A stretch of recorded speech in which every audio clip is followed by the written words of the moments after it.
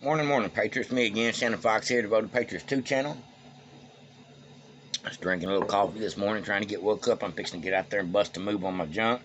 I got to go buy a little junk, break down a bunch of junk, and go get paid tomorrow. That's the plan of action. Now, there's been some great things going on for our party here in the last few days. We got Liz Cheney out of there. You're fired. I love it. I love it. And we got Brian Stelter from CNN. Oh, Mr. Potato Head himself. He's out of there too. So they lost two of their great liars this week. They lost Liz Cheney and Brian Stelter. That is a win for the conservatives, no matter how you look at it. We got a faker and a shaker gone, and we got a liar gone that fakes and shakes all day long on CNN for a living. Nothing better than that, getting some of these, I don't know what else to call them, troglodytes. I've got several names for them, but most of them not very YouTube friendly. So I'll just leave it at that. But I'm glad to see that we're starting to clean out the closets of all these freaks that think that their opinion is the only one that matters. Like Liz Cheney saying she's going to run in 2024 to try to take Trump's votes away from him. That's what I say about that shit. Good luck with that one.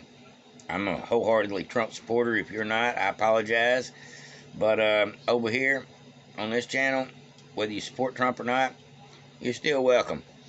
But I will say that he is the best man for the job. And I encourage everybody to not just vote for Trump in 2024, but to get out, register to vote, and go vote in your state to put these right people in place, because it's going to take more than Trump to right this country. It's going to take some Republicans with the America First agenda that you help put in position. Go find somebody that's not voting, convince them to register to vote. Get in your ear of your friends, the people you just met, and definitely your family, to try to get them involved in the people picking process, because we need all the help we can get to right this ship, because the only way we can ensure a win of the House, the Senate, and the presidency is for everybody to show up, so that way there is no chance that things can happen crazy like, because the numbers are too close to not be, I won't even say that word. I'll leave that one alone. Sometimes you just can't say it, but y'all know what I'm talking about. You know the thing, like Joe says. You know the thing. Well, there was another great article over on the Gateway Pundit, and I don't think I have time to read it all to you, but I'll go ahead and let you know. Believe it or not, we have got an honest D.C. attorney in Washington. I'm shocked. It says, incredible opening statement made by progressive Democrat public defender at the J6 trial. They had every right to come together and object to what happened in November, including they had the right to object to the certification. You know the word.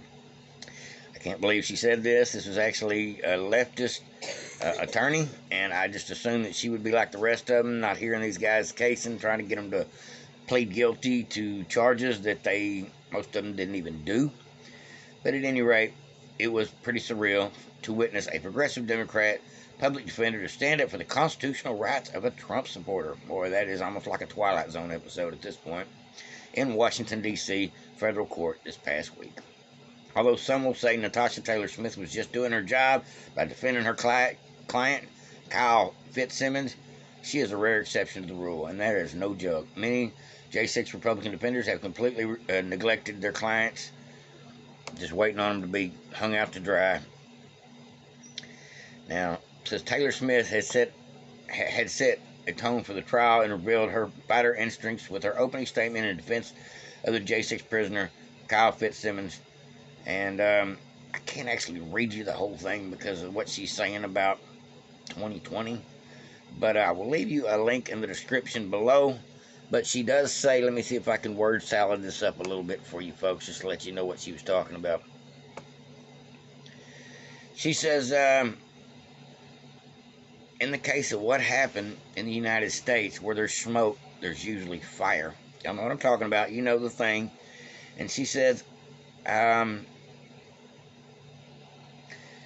Fitzsimmons felt like he was watching a towering inferno as he watched all the things across the country happen, including the mainstream media's go with the narrative that included censoring people from their own opinions, to even offer your own opinions to your fellow, I guess, social media friends, listeners.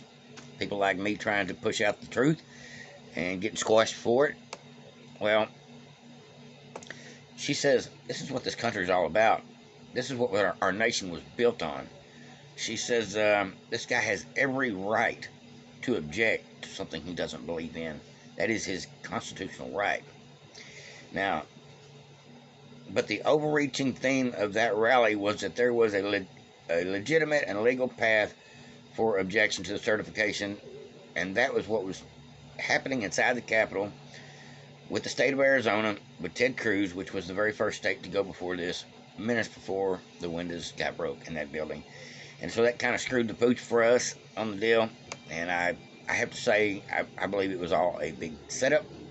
But before this video ends, let me just say, hats off to this great lady who was not just a lefty, but she's a lefty with a conscience, so she is actually going out of her way to try to defend this guy in an honest, non-biased direction, and I like to see that. Like I said, I'll leave you a link in the description below. There's just so many words in this article I can't say too much about. Make sure you like, subscribe, and share Devoted Patriots before this thing cuts off on me. I'll keep talking until my storage runs out on this, but let me just let you know that this guy's got a little girl, and he's just trying to get out of jail. They tried to charge him on about almost a dozen charges, but it looks like at this point she is trying to get his case thrown out because of the fact that it's hard to get a fair jury trial in Washington, D.C., and she knows it, just like it's hard to get even a fair attorney to defend you due to the fact of where it happened.